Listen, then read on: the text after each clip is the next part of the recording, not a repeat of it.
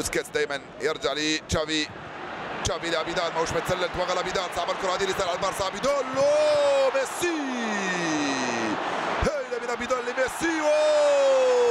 الحارس ضربة جزاء يقول الحكم، ضربة جزاء يقول الحكم للبارسا، وبطاقة صفراء أخرى لتشيكو دورادو. يا له من سيناريو، ويلا من صعوبة، ويلا من بارسا. ليونيل ميسي يتحصل على ضربة جزاء. هاي الكرة التوزيع من ابيدال ثم ميسي ثم الدفاع ولمسة يد صفرها الحكم.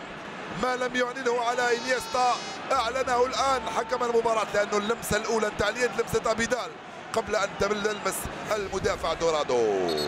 ضربة جزاء الخمس دقائق الاخيرة من عمر المباراة، 3-2 لصالح البارسا. تعتقدون بانه الرابع لميسي؟ يلا ما رايكم لو قلت لكم بان ميسي سيضيع؟ ما رايكم لو قلت بان ميسي سيضرع ضربه الجزاء؟